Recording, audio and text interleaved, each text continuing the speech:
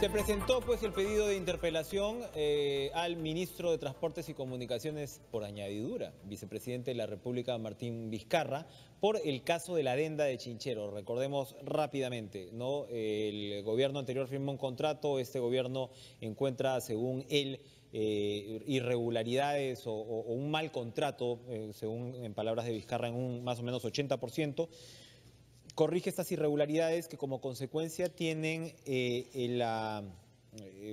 digamos, en lo inmediato que el Estado ya no financia lo que le toca poner, que son 400 y pico millones a lo largo de la obra, o sea, financiado por crédito, sino lo pone por delante para evitar intereses que estaban, según los cálculos que se hicieron, y esta era una de las fallas del contrato, en el orden de los 600 millones de dólares. Se abre toda una discusión de por qué no debería ser entonces una obra pública y ya no una APP si el gobierno va a poner su plata por delante. Recordemos que el concesionario pone además 119 millones de dólares y se queda con 40 años de la concesión de lo que va a ser este aeropuerto. Entonces se abre toda esta discusión, hay un toma y daca, el gobierno dice que va a ir a inaugurar la obra. Esto se retrasa unos días precisamente por el desencuentro con el Congreso. El Congreso dice, no, yo quiero Chinchero, pero estás actuando mal. Y luego, cuando ya finalmente se suponía que la obra seguía adelante, el Contralor de la República dice, aquí podrían haber irregularidades. Ante eso, Vizcarra y el gobierno dicen, vamos a esperar el informe de la Contraloría, la opinión final, pero aún así el Congreso ha decidido interpelar a Vizcarra. Edmundo, ¿cómo está? Gracias por estar con nosotros. Buenos días, Enrique. ¿Por qué? La primera pregunta es, ¿por qué, a pesar de esta aparente curada en salud de Vizcarra, al momento de decir, ¿sabe qué? Bueno, ya, vamos a esperar pues el informe de la Contraloría para ver qué hacemos con la bendita adenda, ¿por qué el gobierno y particularmente Acción Popular insiste en el pedido de interpelación? Porque hay dudas razonables, aún creo yo. Te pongo en cuenta un poco cuál ha sido la evolución de esto. Nosotros primero somos una bancada que no buscamos la interpelación por un tema político, sino es parte de la función que tenemos como congresista y la responsabilidad de estar en un partido que siempre ha actuado, creo yo, de forma coherente.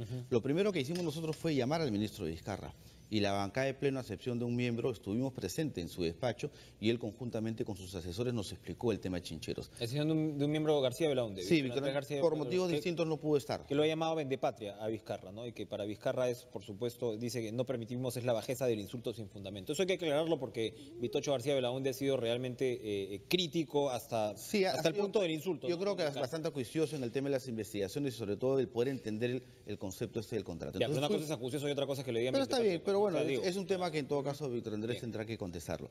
Fuimos al despacho y el ministro conjuntamente con todos sus asesores nos explicó el proyecto ese de Chinchero. Y la verdad que en la explicación misma se generaron muchas dudas que nosotros le manifestamos en un momento. No le dijimos, oiga... Las principales dudas. La que tú acabas de resumir, y bien lo has dicho, Enrique. Primero, que esto no es una figura de una APP, es una figura de una obra pública, seguro. Segundo, la empresa se beneficia ¿a razón de qué? ¿A razón de qué, no?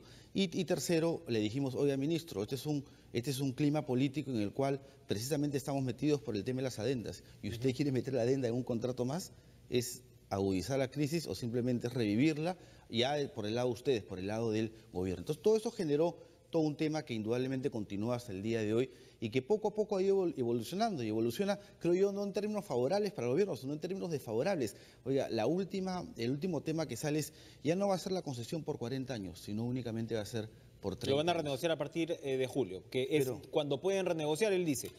Lo que me dice, hay dos puntos que puedes renegociar 3 años después de firmar el contrato. Uno es que efectivamente el tiempo de la concesión le parece excesivo, de 40 años, ahora dice bajarlo a 30, y el tema de la cláusula anticorrupción. ¿Quién dice eso? Vizcarra. Ya, ok, yo te pregunto algo. La cláusula de concesión está en función ¿a qué? Al flujo de la rentabilidad de la operación misma. ¿Qué es lo que pasa? Que este negocio primero estuvo concebido como un negocio financiero. O sea, no era una ganancia propia de los servicios, sino un negocio financiero porque los intereses se multiplicaban, como tú bien lo dijiste, 3 veces. Hoy en día dicen ya no 40, sino 30. Oye, los que estamos metidos en el mundo académico y estamos... ¿Un negocio financiero para quién era este? Bueno, para la empresa propia. Para la empresa propia. Alguien que invierte prestado 200 millones y recupera 1.000, o sea, 3 veces más, casi 1.000.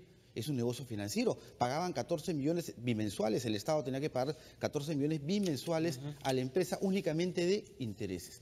Entonces, ¿qué es lo que sucede? Hoy en día ¿Y por qué era un negocio para el concesionario? Porque él no estaba asumiendo la mayor parte de la carga financiera. No, a lo que voy es que el Estado se supone en uno o en otro caso asumía esa carga financiera. Entonces todavía no entiendo ahí cuál es el gran negocio para el concesionario. A ver, primero, tú ganas una licitación con un monto, que era 200 y pico millones de soles. Ese monto, acabado el proceso, se multiplica por 3.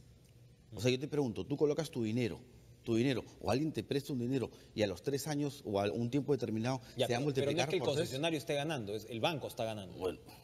Ahí el banco puede tener un amarre con el concesionario, pero eso no está escrito. Eso no está escrito, hay cosas que no están escritas y precisamente eso, la interpelación es para eso. Usted me está hablando de otra cosa, usted me está hablando de un amarre entre el sistema financiero y el concesionario. Ese es otro tipo de operación. Y ojo, ¿el interés de Exaes de cuánto era? Era de 7% y pasa al 22%. Al 22%. Una pregunta, uno va al sistema financiero hoy en día como persona natural o jurídica y encuentra esa tasa de interés, no la encuentra. A ver, no lo encuentra. Vamos por partes. Ahí Vizcarra sostiene que a la hora que efectivamente ellos ven estos intereses abultados, ¿no?, que duplican prácticamente el costo de la obra, y cuando al parecer no ven otra salida, ¿no?, u otra alternativa, se van a la CAF en diciembre, ¿ya? Porque al principio, yo lo recuerdo, el Ejecutivo no quería saber de la adenda, ¿no? Se dieron cuenta que el destrave no iba a ser una cosa tan sencilla. Van a la CAF, la Corporación Andina de Fomento, que para recordar a los televidentes, pues también desarrolla estos modelos financieros, y le dicen, máximo, tú te puedes ahorrar 120 millones de dólares sobre estos 589, me parece que es. Claro, entonces ahí tus intereses quedan en 460. Por supuesto, un ahorro importante si es que le dabas vuelta a la estructura financiera, no a la que presentaba el concesionario, sino a otra. Pero igual... ¿A qué voy con esto? Seguía siendo muy alto. Entonces, usted me está diciendo, esto no se encuentra en el sistema financiero. ¿A qué voy? Que de alguna manera se inocula la sospecha de que aquí hay un arreglo de alguien con alguien. Pero cuando alguien como la CAF te dice, no, tal como están las cosas, tú no ibas a pagar menos de 460 millones de dólares. No es tan cierto lo que dices tú de la CAF, y Víctor Andrés lo demostró, que no es tan cierto. Hay intereses menores. El interés que cobraba la CAF era de casi de 13%. Por eso salía un monto pequeño menor. O sea, se podía ir al 7%. Indudablemente que sí. Pero al parecer con las calidades de este consorcio no se podía ir al 7%. No, con la voluntad de ese consorcio no se podía ir al 7%. Indudablemente que se puede, y eso se demostró en su momento. Ya. Pero bueno, yo lo que iba era el tema... Perdóname, Edmundo. Ahí, entonces... También lo que se está encontrando es que el consorcio no ha querido negociar, no ha tenido una conducta propia frente a un contrato con aparentes irregularidades. ¿Cuál es el principio de todo contrato? Ganar, ganar. Porque si tú ganas y yo gano, hay tranquilidad y paz, y no pasa lo que está sucediendo precisamente el día de hoy. El consorcio nunca tuvo la voluntad de decir, oye, mira, yo tengo un financiamiento con una tasa menor, y creo yo, estoy asumiendo que el Estado, en este caso el actual gobierno, tampoco ha tenido la habilidad ni la cualidad, con tantos economistas y personas que tienen tanto roce internacional, de poder conseguir un financiamiento menor. O sea, aquí, cuando lo hay. Entonces, esa es la primera gran duda. Enrique. Aquí lo que tenía que hacerse, según ustedes, era de alguna manera modificar, influenciar, persuadir al consorcio para que acceda a una renegociación más favorable al Estado. ¿Qué es lo que uno supone? Que podía irse a obra pública. ¿Qué es lo que supone? Que vale esa suposición, porque para eso estamos. Oiga, mira, esta empresa no quiere disminuir esa tasa de interés. Entonces, ¿qué figura le vamos a buscar? A una figura que el Estado ponga el dinero. ¿Para beneficiar a quién? A la empresa.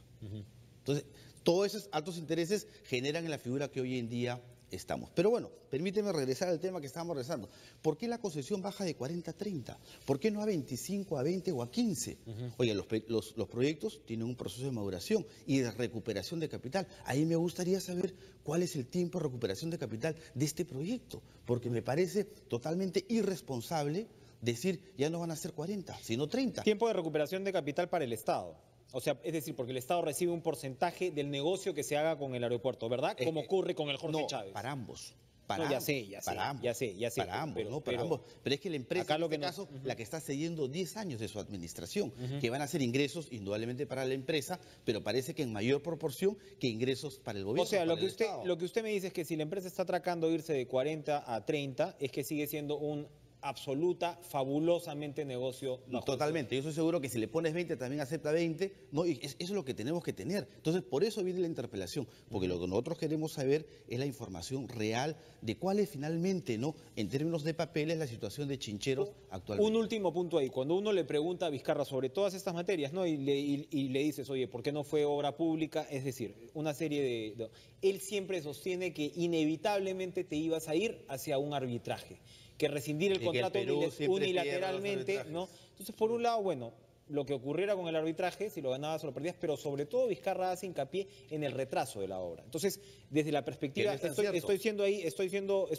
planteando la posición de él, no es que sea mi posición, estoy tratando de ser abogado del diablo desde ese lado, siendo que Vizcarra no es el diablo, pero bueno, a lo que voy es, él dice, te ibas a ir a un arbitraje, número uno, y número dos, lo que los opositores no quieren decir y directamente es que de todas maneras el proceso se retrasaba por lo menos unos 6 años. O sea, dice, si es que, porque el expediente técnico está en manos del concesionario, entonces si es que arrancabas de cero con obra pública, te ibas a 3 años más y 3 años más para definir el proceso. Entonces, desde la oposición no es cómodo frente a la presión que hay en Cusco por este proyecto, decir, pues ustedes vean qué hacen, sabiendo que de repente de todas maneras el proceso tendría que tener un retraso importante, lo cual tendría consecuencias no solamente económicas, sino incluso políticas. ¿Qué responden a eso? No es excluyente el hacer la inclusión, la realización de la obra del aeropuerto, que fue propuesta en el segundo gobierno del presidente Belaúnde, con hacer las cosas bien. Y lo que dice el ministro de Transporte no es cierto. Primero, ¿cuál es la primera etapa del aeropuerto? La remoción de tierras. ¿Cuánto dura esa etapa? 24 meses. Y la va a asumir el Estado. Y la va a asumir el Estado. Una pregunta, ¿qué acaba de pasar con los Panamericanos el día de hoy? Que estamos a realizarse a 2 años. ¿Cómo se va a hacer? Se ha declarado en emergencia. ¿Por qué? Porque es una necesidad. Y nadie duda, y precisamente la bancada y yo mediante la Comisión de Educación hemos apoyado todos esos pedidos de emergencia. ¿Por qué? Porque queremos que las cosas se hagan bien y parte de hacerlas bien es trabajar en contra del tiempo. ¿Por qué no se declaró en emergencia Chinchero? Es una alternativa. Y con eso le desbaratan el argumento. Negociabas, tenías 2 años de remover tierras, declaras en emergencia, te ubica la suspicacia de esta adenda, que no únicamente tiene un contenido técnico, sino también político, Enrique. ¿Quiénes están detrás de todo esto? ¿Por qué el ministro no firma esa adenda? Sería bueno preguntarle. Bueno, no firmó porque le ha cuestionado el Congreso, le ha cuestionado la Contraloría y en medio de un ambiente de Odebrecht, el tipo dice, bueno, si yo firmo esto, pero él es ministro, él es responsable, él tiene que, entonces que ya no siga saliendo los medios. O sea, usted dice que él no firma la adenda porque no confía en la adenda. No, yo estoy seguro que él no está convencido, yo estoy seguro que él es víctima, él es un gran parabrisas de intereses que están por encima de él. Entonces, todo eso es lo que queremos saber. Acá nosotros nos vamos... ¿Usted se refiere a la hermana del Premier, por ejemplo? La hermana del Premier trabajaba desde el 2011. Yo no lo he escuchado al Premier hasta ahorita decir nada, me gustaría escucharlo, pero hay muchas... No, él dice que él no se ha metido para nada en el proceso. Bueno, pues parte de no meterse es guardar ese silencio que en vez de ayudarlo lo convierte en cómplice. Entonces, todas esas cosas no ayudan, Enrique. Todas esas cosas no ayudan. Y una cosita antes de poder acabar con esta parte. La interpelación de Acción Popular no es una vendetta, nada. Nosotros siempre apoyamos las cosas que son razonables y buenas, sobre todo de este gobierno, y tenemos, creo, la obligación de poder resaltar, añadir y poder comunicar a la ciudadanía irregularidades desde nuestra perspectiva como estas. Por eso es el tema de esta moción, para que el ministro vaya y pueda aclarar. La última, ¿qué le responde al presidente Kuczynski, que ha dicho, si entramos a un escenario de moción de censura, ahí sí, porque ha dicho algo así, ahí sí, o sea, en comparación a lo que ocurrió con Jaime Saavedra, no dudaría en plantear una cuestión de confianza. Claro, ¿qué responden a eso? Bueno, es parte de su responsabilidad y juego democrático que el presidente tiene las facultades, pero yo estoy seguro que va a haber un entendimiento. El ministro Vizcarra, yo confío en él, es una persona, como te dije, nos reunimos con él y él tiene las cosas claras, pero parte de esa claridad debe también saber actuar dando un paso atrás y corrigiendo todo este tema. ¿Dando un paso atrás en el proyecto? No, en el proyecto, no. Él es vicepresidente, no soy bien que es el ministro, que más hay que cuidarlo, porque aparte de ser ministro, es vicepresidente. Tiene una doble condición, es lo que él dice, ¿no? Es decir, hablamos no solamente del ministro de Transporte, sino también del vicepresidente. Indudablemente. Ayer Torres decía, él está por el lado del MTC, pero es indudable que él es el primer vicepresidente de la República también. Es indivisible el tema de la persona con el cargo. El Mundo del Águila, congresista de Acción Popular, gracias por estar con nosotros. Gracias.